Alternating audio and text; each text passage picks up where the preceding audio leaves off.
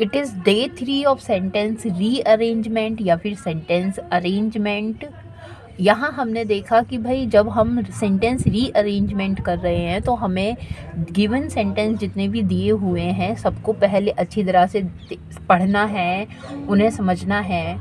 उसके बाद में हमें देखना है कि किस सेंटेंस से कौन से सेंटेंस का जो लिंक है वो कनेक्ट हो रहा है, कौन सी बात किसी बात से कनेक्ट हो रही है, हमें ये देखना है। तो सेंटेंसेस को हमें लिंक करना है।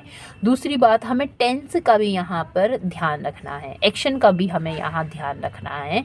तो अगर हम ऐसा करके देखेंगे तो ये हमारे लिए इजी हो जाएगा, हमें ये समझना इजी हो जाएगा कि हम जो हमारा करेक्ट जो सेंटेंस है, ऑप्शन है, वह कौन सा है।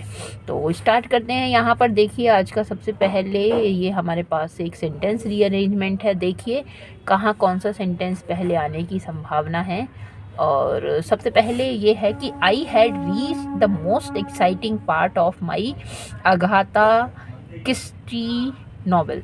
कि आई हैड रीच, मैं पहुंच चुका था, द मोस्ट एक्साइटिंग पार्ट, एक बड़े ही एक्साइटिंग पार्ट पर। और किस पार्ट के? Of my novel. और क्या नाम है नॉवेल का? Agatha Christie. ठीक है। He was presently grilling the duchess seated in the armchair. He was presently grueling the duchess, है ना, seated in the armchair।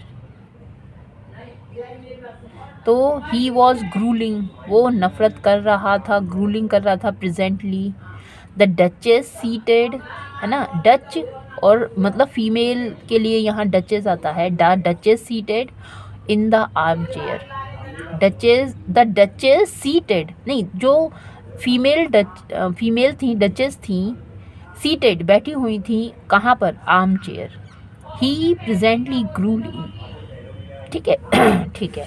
अब इससे तो हाँ, इसका कोई कनेक्शन डायरेक्ट तो नहीं बन रहा। आगे हम पढ़ते हैं। लिखा है कि Hercule Poirot had manage to get together all his suspects in one room and in his great style was cornering them into confession. तो यहाँ पे एक कोई करेक्टर है, हरक्यूल पोयरॉट हैड मैनेज्ड, वह मैनेज कर चुका था, टू गेट टुगेदर, सबको एक साथ लाने का। और किस चीज़ को? ऑल हिज सस्पेक्ट, जो उसके डाउट थे, सस्पेक्ट थे, कहाँ पर? इन वन रूम, एक कमरे में, and in his great style, और अपनी ग्रेट स्टाइल में, वॉज कॉर्नरिंग दैम, उनको सबको कॉर्नर कर रहा था, इनटू कन्फेशन। ठीक है। She had become extremely nervous, she had become extremely nervous and was on the verge of breakdown। तो वह नर्वस होने की कगार पर, नर्वस हो चुकी थी, and was on the verge of breakdown, टूटने की कगार पर थी। तो जो हमारे सेंटेंस है या तो सी से स्टार्ट होगा या बी से स्टार्ट होगा, ऑप्शन के अकॉर्डिंग, है ना। ऑप्शन के अकॉर्डिंग या तो सी से स्टार्ट होगा या फिर बी से स्टार्ट होगा। और देखते हैं क्या होने की संभावना है। ठीक है। कहाँ पर मिल रहा है? अगर हम सी से स्टार्ट करते हैं तो लिखा है Hercule portrait had manage to get together all his suspects in one room and in his great style was cornering them into confess. अब देखिए बी के बाद डी मिल रहा है, क्योंकि बी में लिखा है कि ही वॉज प्रेजेंटली ग्रूलिंग, और किसको? The duchess seated in the arm chair. तो यहाँ पे डचेस जो है ना, फीमेल के लिए है, और ये आर्म चेयर पर बैठी हुई थी, इसको, है ना। और she had become nervous, she had become extremely nervous and was on the verge of breakdown. लगता है कि बी के बाद डी आने की संभावना, बी के बाद डी तो इस वाले में आ रहा है, और ए के बाद सी आ रहा है। वो कह रहा है कि आई हैड रीच्ड, मैं पहुंचा, है ना। कहाँ पहुंचा? एक्सट्रीमली जो एक्साइटिंग पार्ट है उसका, है ना, उस नॉवेल का, जहाँ पे हरक्यूलिस ऐसे कर रहा था। तो ए के बाद सी और बी के बाद डी आने की संभावना है। और यहाँ देखिए तो ऑप्शन नंबर 4 होने की संभावना है इसका।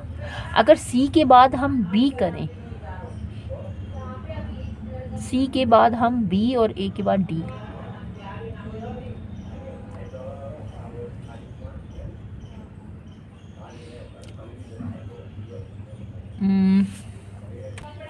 देखिए यहाँ हम फर्स्ट पर्सन से स्टार्ट करेंगे तो है ना, इसलिए हमारा सी से स्टार्ट नहीं होना है।